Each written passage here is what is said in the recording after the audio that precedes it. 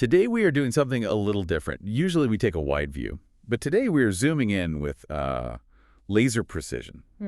We're looking at a topic that's technically dense, surgically unforgiving, and, let's be honest, an absolute minefield in board exams. It's the topic everyone thinks they know until they get asked that second or third follow-up question. Yes. That is usually where the silence starts in the viva. Exactly.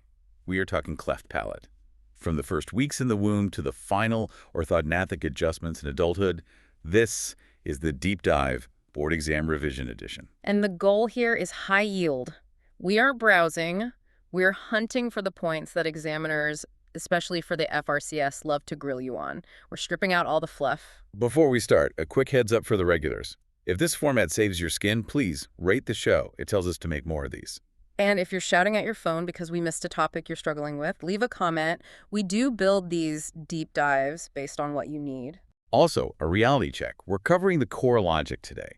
But if you want to see how this actually plays out in the OR... You mean the clinical cases episodes where we walk through decision-making for really tricky patients? Right. For that, you need the premium subscription. That's where the theory really meets the knife. Okay, it's there. Let's open the file.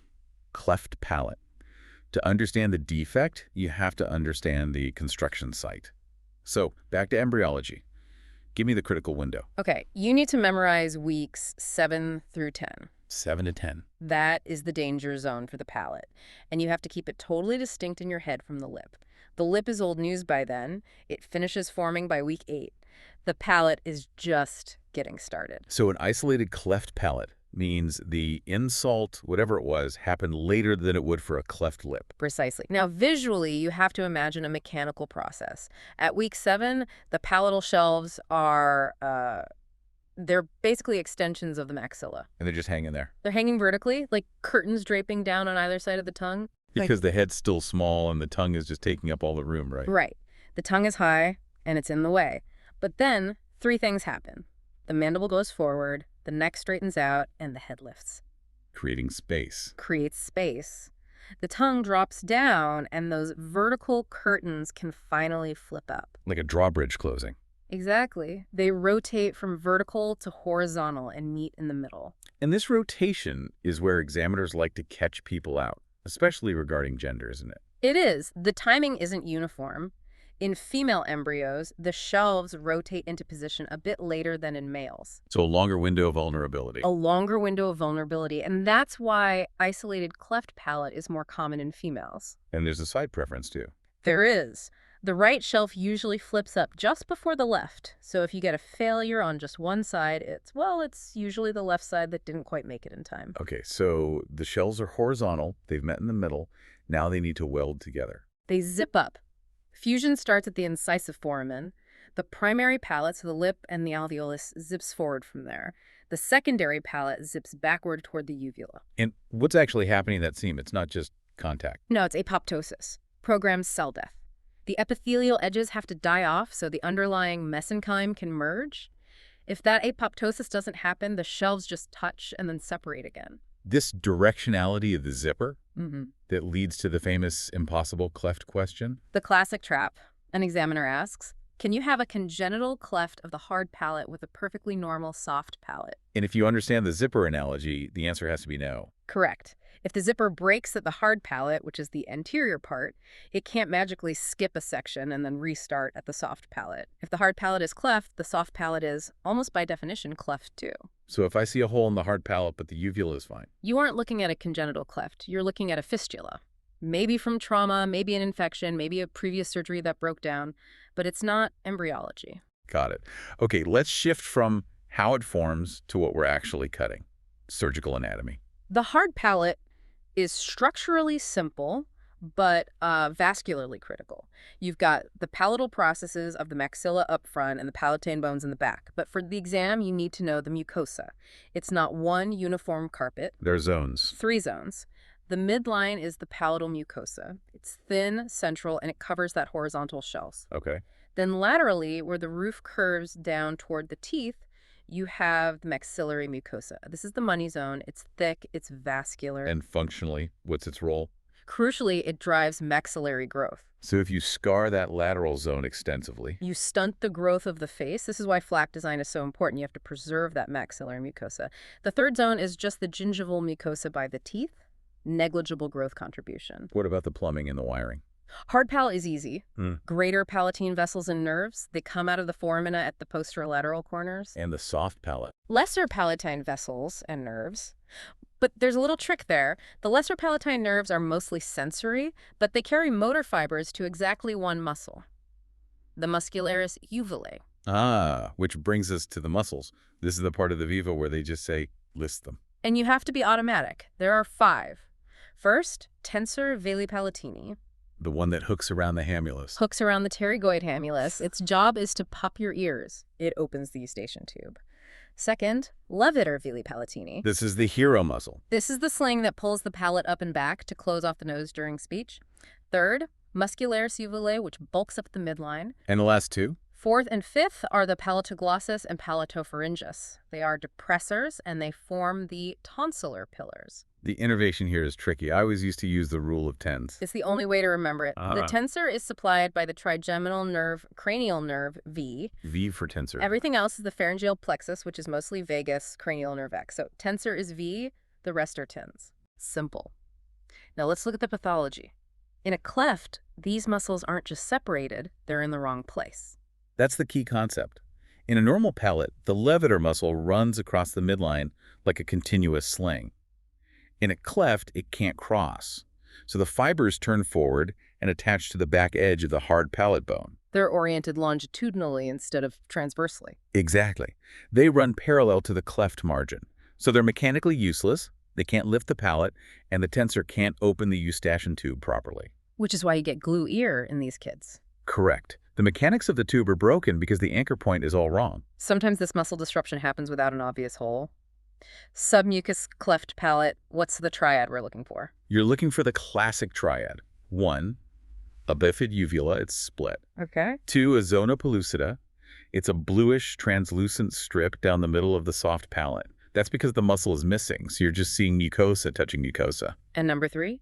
A palpable notch in the posterior nasal spine of the hard palate. You have to feel for it. And if you miss this, say a kid comes in for a routine adenoidectomy. That is the nightmare scenario. If you perform an adenoidectomy on a child with an occult submucous cleft, you remove the very pad that their weak palate was using to get closure. And then what happens? Suddenly, they have massive, massive VPI, velopharyngeal insufficiency, their speech is ruined. You must always palpate the palate. Let's talk syndromes. Cleft lip is often an isolated finding, but cleft palate, it's a red flag. The association rate is high. If you see a CP, you have to think genetics. And the big one is Pierre-Robin. But you're going to correct me on calling it a syndrome, aren't you? I am. It's a sequence. One thing causes the next, a domino effect. Go on. It starts with micrognathia, a tiny jaw. Because the jaw is small, the tongue has nowhere to go but up and back. Blocking the palate. Right. It physically blocks the palatal shelves from rotating down during that critical 7 to 10 week window. The result is a wide U-shaped cleft palate. And if you diagnose a Pierre-Robin baby, you have to check their eyes. Yes. You must screen for Stickler syndrome. It's a collagen disorder, COL2A1. These kids have high myopia and a massive risk of retinal detachment. So fixing the palate is only part of the job. You fix the palate, but if they go blind because you missed the sticklers, you failed the patient. They also get arthropathy, joint problems. What's the most common syndrome associated with cleft palate? That would be 22q11.2 deletion. You might know it as DeGeorge or velocardiofacial syndrome. CCH22. Right. Cardiac defects, abnormal facies, thymic hypoplasia, cleft palate, hypocalcemia. But for us, the surgeons, there is a specific anatomical warning. The carotid issue. It is. About 25% of these kids have medially displaced carotid arteries. The big vessels are running right behind the pharyngeal wall where you might be operating to fix their speech. So a routine pharyngoplasty could be catastrophic. If you don't know they're there, you can go right into the internal carotid. It is absolutely high yield for safety. Wow. And there's a psychiatric component too. Yes, unfortunately. About 25 to 30% of these patients develop schizophrenia or psychosis later in life. It's important for long-term counseling. Okay, let's move to the solution. Surgical repair, what are the goals? 3 goals that are often fighting each other.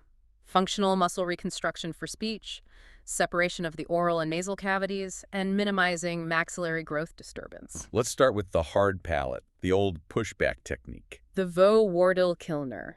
The idea sounds great on paper. You push the tissue back to lengthen the palate, but in reality, it leaves a huge area of raw bone at the front. And raw bone is bad. Raw bone means scarring. Scarring means contracture, and contracture means poor facial growth.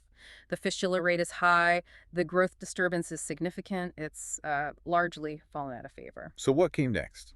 The von Langenbeck. Yes. The bipedicle flap. You make cuts on the sides, loosen the tissue, and just slide immediately to close the middle. Less pushback, less raw bone, so theoretically less growth disturbance. And then there's the Bardak 2 flap repair, which raises the entire mucoperiosteum as two large flaps based on the greater palatine vessels. Now, Summerlad has a very specific view on those lateral releasing incisions. Right. If the cleft is narrow, say less than 10 millimeters, Summerlad advocates for repairing it without any lateral releasing incisions. Really? You rely entirely on mobilizing the pedicles and unfolding the mucosa. The logic is simple. Less dissection, less scarring, better facial growth. Okay, let's move to the soft palate. This is all about the speech. It's all about that levator muscle. The gold standard principle is the intravelar veloplasty, or IVP. This is the Summerlad approach. You dissect that abnormal muscle off the bone, you turn it 90 degrees, and you sew it end to end to recreate that functional sling. It's a true anatomical repair, 3 layers. Nasal mucosa, muscle, oral mucosa. You're putting the anatomy back to where it should have been. But there's a rival technique, the furlough. The furlough double opposing Z-plasty. It's clever geometry. You use Z-plasties to borrow tissue and lengthen the palate. One Z on the nasal side, one on the oral side, running in opposite directions. And the muscle just gets carried with the flaps. Exactly. The muscle is carried in the posteriorly based flaps. So as you swap the Zs, you automatically overlap the muscle in the midline. So IVP is anatomical reconstruction. Furlough is geometrical lengthening. That's a good way to put it. IVP is end-to-end. Furlough is an overlap. The furlough is great for lengthening, but it can be bulky. And what's the slang term I hear sometimes? The furlad. It sounds like a mythical creature. It's a hybrid. You do the radical muscle dissection of the Summerlad IVP, but you use the Z-plasty skin cuts of the furlough. Best of both worlds. Theoretically, you get the superior muscle repair and the lengthening. Now, even with the best repair, these kids grow up. And often, the jaw doesn't keep up. Orthognathic surgery. It's the final frontier for many of them. Because of the scarring from that initial surgery, the maxilla often ends up retruded, set back. How common is this? It's high. About 50% of unilateral complete clefts and up to 65% of bilateral clefts will need orthognathic surgery. And the main indication is a class 3 malocclusion. Right. An anterior open bite, maxillary retrusion. The top jaw is behind the bottom jaw. So you had to break the jaw and move it forward. A Lefort osteotomy. You wait until skeletal maturity, and then you advance the maxilla. Sometimes you'll do a bilateral sagittal split osteotomy to set the mandible back for symmetry too. But here is the cruel irony. You advance the jaw to fix the bite, and suddenly the patient can sound nasally again. That's the VPI risk. Think about the geometry. You pull the hard palate forward, which pulls the attached soft palate forward, away from the back of the throat. You've just created a gap that wasn't there before. So you fix the aesthetic and the bite, but you might wreck the speech. Exactly. You have to warn the patient about that possibility. It's a significant trade-off. It's a 4D problem. Anatomy, physiology, and time. That's the best way to put it. You aren't just fixing a hole. You're managing a growth trajectory from week 7 in the womb to age 18 and beyond. All right, that was the rapid-fire review. We covered the timeline, the impossible cleft, the muscle list, the carotid danger, and the big repair debates. If you can talk through those points confidently, you'll pass the board station. It's about knowing the why behind the anatomy. And remember, if you want the deep dive into the technique of that muscle dissection or how to manage VPI after a Lefort, the real surgeon-to-surgeon stuff, check out the clinical cases on the premium feed. That's where we get into the weeds of what do I do when the flap tears? Or how do I plan this specific incision? Rate the podcast if this helped your revision. And leave us a comment on which topic you want next. Flaps, burns, hand surgery. We read them all. Study hard. We'll see you in the next deep dive.